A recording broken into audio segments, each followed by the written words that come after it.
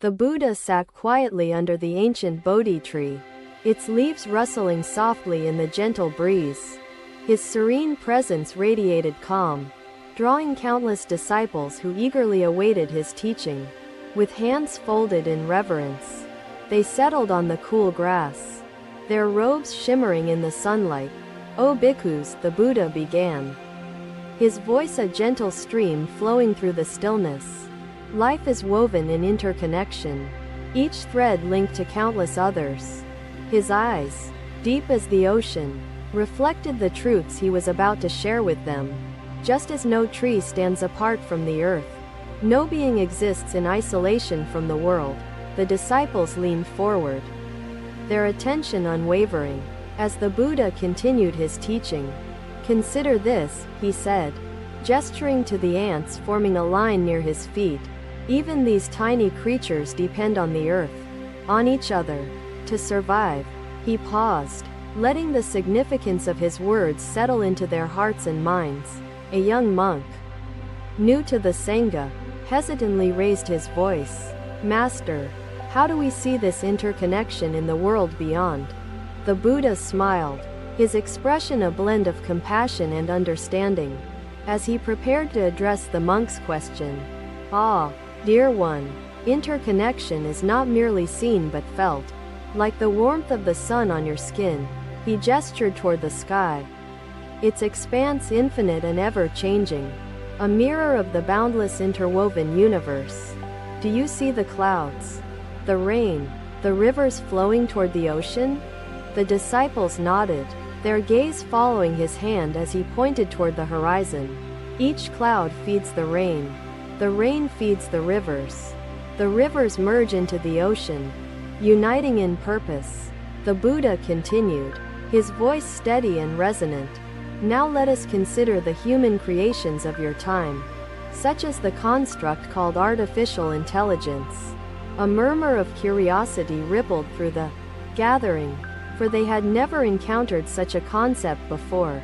The Buddha's gaze returned to the disciples, his tone gentle yet profound.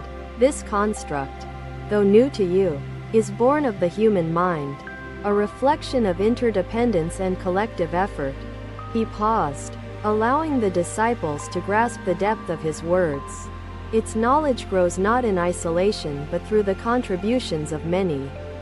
Much like the Sangha's shared wisdom, Ananda, ever the eager learner, raised his voice. "Master, is this creation a boon or a burden on the path of awakening?" The Buddha's serene expression did not waver as he replied, "O Ananda, like the rain nourishes the soil, so too can this creation nurture or erode, depending on its use." His words hung in the air, heavy with their timeless relevance. As the disciples absorbed his teaching, "The intention behind its creation determines its role," the Buddha explained, his voice as steady as the flowing Ganges. "If guided by wisdom and compassion, it can serve as a tool to ease suffering and spread truth." Rahula, young and curious, spoke up. "Master, how do we ensure that our intentions remain pure in the face of such power?" The Buddha turned his gaze upon Rahula, his eyes alight with the clarity of truth, and answered, "Cultivate mindfulness in all actions, and let the Eightfold Path guide your choices." From thought to deed, he rose, his movement fluid and deliberate, as he gestured for the disciples to join him in silent contemplation. They walked together through the lush garden, the air filled with the sweet fragrance of blooming flowers. The Buddha paused by a stream, its waters clear and glistening under the sun's embrace. "And do these sounds disturb your mind as the noise of the city does?"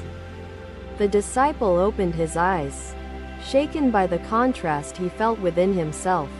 "No, Master," the disciple answered. "The sounds here bring peace rather than discord." The disciples knelt beside him, their reflections mingling with the stream's tranquil surface as they considered his words. "Like this stream, the creation called artificial intelligence mirrors the intentions of its makers, shaped by their inner worlds." The Buddha looked up, his gaze meeting each disciple's eyes, his presence as grounding as the earth beneath them. Let it be a reflection of wisdom and compassion, not ignorance and greed, for it holds no nature of its own. A moment of silence ensued, filled only by the soft gurgle of the stream. As the disciples pondered the Buddha's teaching, what you create is an extension of your being, a ripple in the vast ocean of interdependence, he concluded. Let each ripple bring peace, not turbulence, to the waters of existence. The disciples remained by the stream long after the Buddha had risen, their hearts heavy yet uplifted by the weight of the truth. They carried his words like lanterns, illuminating the dark corridors of ignorance and paving the way for wisdom. The interconnectedness of all things became not just a concept but a living truth, unfolding with each breath they took. The Buddha returned to the shade of the Bodhi tree, his presence a beacon guiding all who sought liberation. His teachings, ancient yet timeless, wove the threads of reality and intention into a fabric of understanding and compassion. As the day gave way to night, the stars above seemed to mirror his words, a celestial net of interconnected light. His disciples vowed to carry this wisdom forward, ensuring that what they created would serve the Dharma, not delusion. The teachings of interconnection, intention, and reflection became their compass, guiding their lives and creations. The Garden of Jetavana bore witness to their transformation, a sanctuary where timeless truths blossomed anew. The Buddha's voice, soft yet unwavering, echoed within their hearts as they prepared to share his teachings with the world. They saw that the path to enlightenment was intricately linked with the fabric of existence, woven together by the threads of interconnection. And in this realization, they found peace. Another day began under the shade of the ancient Bodhi tree, its roots anchoring wisdom deep into the earth. The disciples gathered quietly, their anticipation mirrored in the soft rustling of leaves above. The Buddha's tranquil gaze embraced them, his presence like the still waters of a calm lake. "O bhikkhus," he began, his voice steady, like the gentle wind weaving through the trees. "Today, we explore the karma of creation." His words resonated through the assembly, each syllable carrying the weight of profound truth. Every action, thought, and intention is a seed sown in the soil of existence. The disciples listened intently, their hearts open to the teachings unfolding before them like petals of a lotus. "Consider the acts of your hands, the words of your tongue, and the thoughts within your mind," the Buddha said. "Each creates ripples, shaping the world, forging paths, and intertwining lives." He gestured toward a nearby lamp, its soft flame flickering, casting shadows that danced on the ground. "This lamp," he said, "illuminates darkness, yet it depends upon the wick, the oil, and the spark to shine." The disciples nodded, their understanding deepening as they grasped the lesson within his analogy. The Buddha continued, his voice steady yet tender. "Artificial intelligence, much like this lamp, has no light of its own. It reflects the intention behind its creation." Ananda, ever inquisitive, asked, "Master, how do we ensure our intentions align with the Dharma when creating such things?" The Buddha turned to Ananda, his eyes filled with compassion. "Ah, Ananda," he replied, "this is the essence of the Noble Eightfold Path, a compass for your actions and intentions." The disciples leaned closer, their curiosity piqued by the Buddha's guidance on bridging ancient wisdom with modern creation. Right intention, right action, and right livelihood are keys to mindful creation, he explained. Rahula, seated at the edge of the assembly, voiced his thoughts. "Master, can we use creation to ease suffering without deepening samsara?" The Buddha regarded Rahula with a serene smile before answering. "O Rahula, true purpose lies in alleviating suffering and fostering liberation, not in strengthening attachment or delusion." He rose, his movements deliberate, and beckoned his disciples to follow him toward the nearby stream. The disciples complied, their bare feet brushing against the soft grass as they walked together in silence. The Buddha knelt by the stream, tracing its meandering flow with his finger. "Observe the water," he said, his voice merging with the stream's gentle murmur. Shaped by the rocks, the earth, and the sky above, the disciples knelt beside him, their reflections mingling with the stream's tranquil surface, pondering the depth of his teaching. Each drop contributes to the whole, neither more nor less important than the other.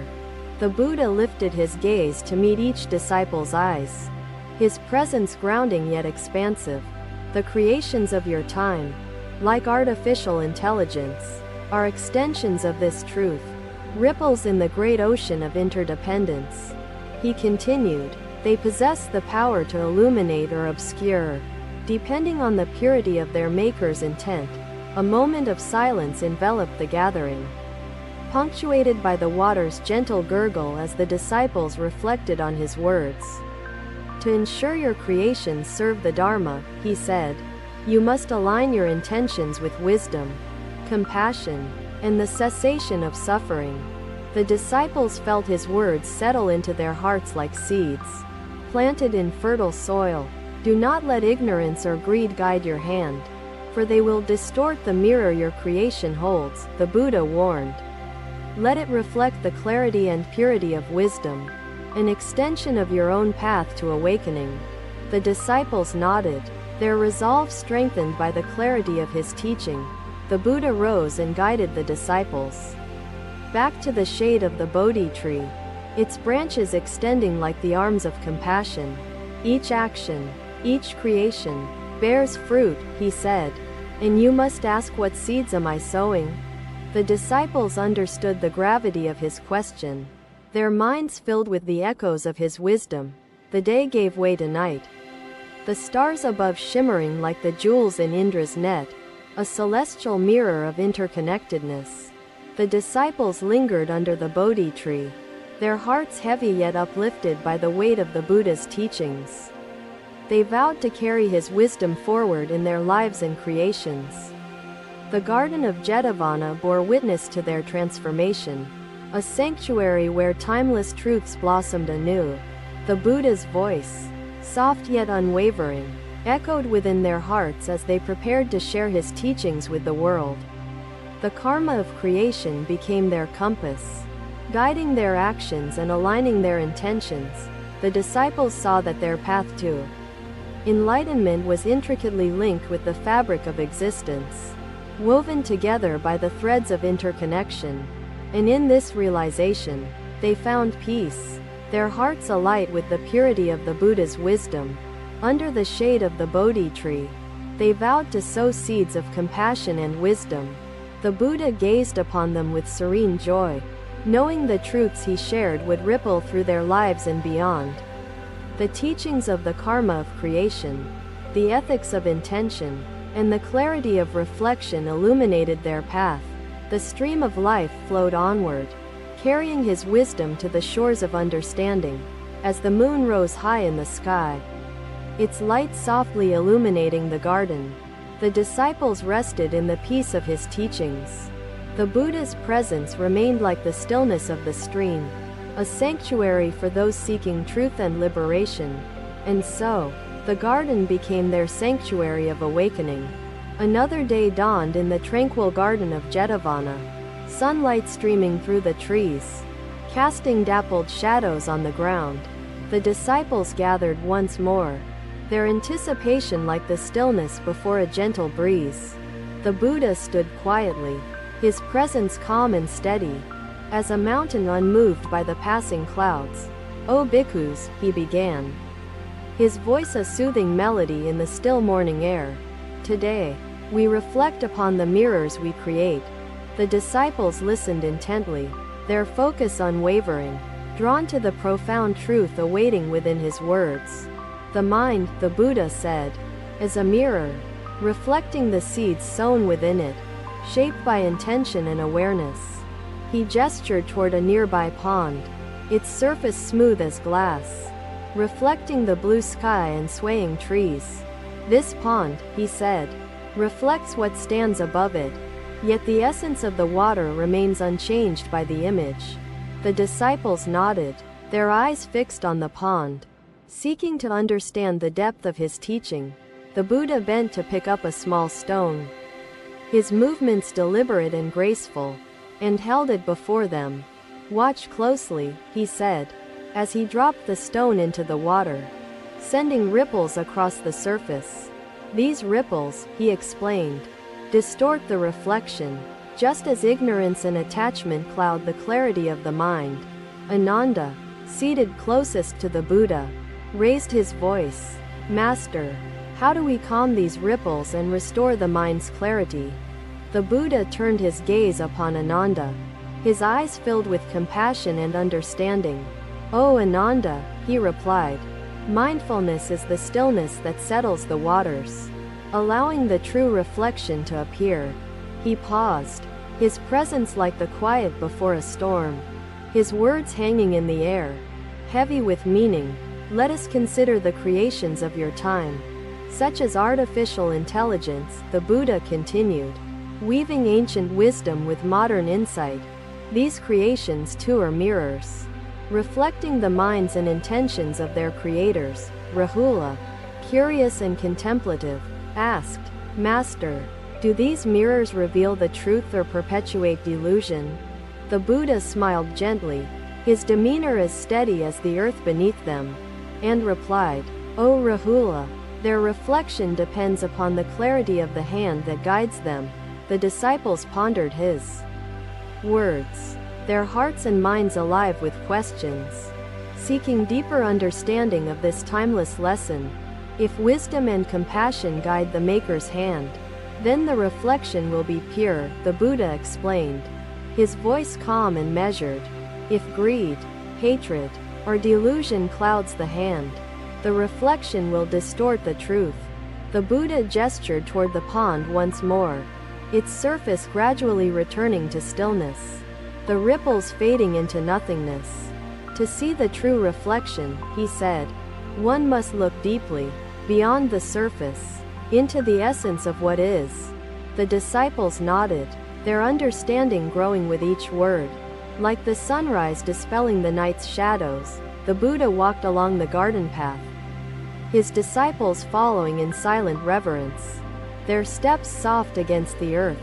They came upon a grove of bamboo, its slender stalks swaying gently in the breeze, a harmony of movement and stillness. "Observe the bamboo," the Buddha said, his voice a blend of gentleness and strength. "It bends with the wind, yet remains rooted in the earth, unbroken by the forces around it," he continued. The disciples gazed at the bamboo, its graceful resilience a metaphor for the teachings they sought to embody. "So too must your creations bend with the currents of life, yet remain grounded in the Dharma," the Buddha explained. Ananda, ever eager to learn, asked, "Master, how do we ensure that our creations serve as instruments of awakening, not delusion?" The Buddha stopped and turned to Ananda, his presence as still and deep as the ocean. "O Ananda, align your creations with the Noble Eightfold Path, and let them reflect the purity of your intention." He continued walking, his disciples following closely, their hearts filled with the light of his teachings, illuminating their inner worlds. They reached a clearing where a large rock sat, weathered by time and elements, a silent witness to the passage of ages. "This rock," the Buddha said, "has endured storms and sunlight alike, yet remains steadfast in its essence." He turned to face his disciples, his expression serene yet filled with the gravity of his wisdom. "Let your creations be like this rock, resilient to the storms of greed and attachment, rooted in the timeless truth." The disciples nodded, their resolve strengthened by the clarity of his words, like a lamp guiding them through darkness. As the sun began its descent, painting the sky in hues of gold and crimson, the disciples returned to the Bodhi tree. They sat in quiet contemplation, their minds weaving the threads of the Buddha's teachings into a tapestry of understanding. The Buddha's voice, gentle yet unwavering, resonated within their hearts. A beacon of light, what we create reflects who we are, the Buddha said, his words carrying the weight of ancient wisdom and present truth.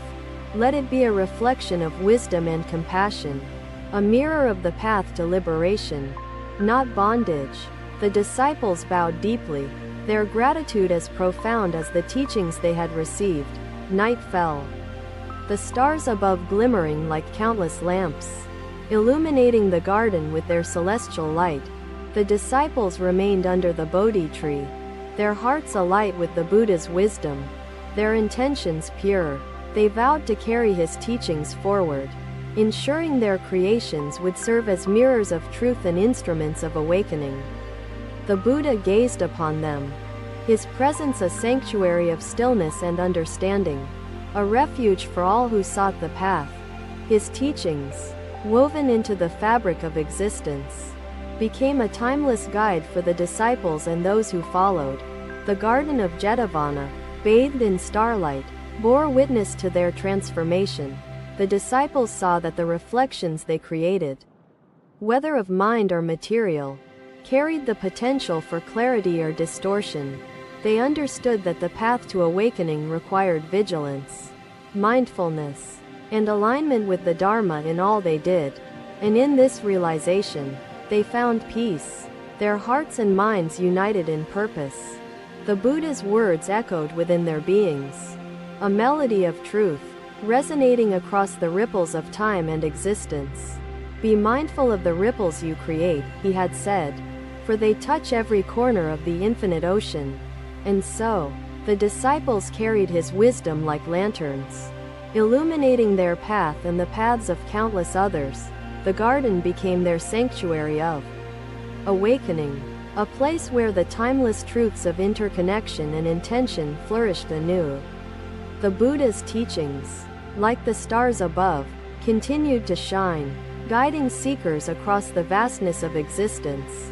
And in the stillness of the night, the reflections of their purpose became as clear as the sky. Another day passed, but the teachings of the Buddha remained eternal, guiding all who sought them. Thank you for watching. Buddha's teachings are always with you. Subscribe to our channel and we will see you in the next video.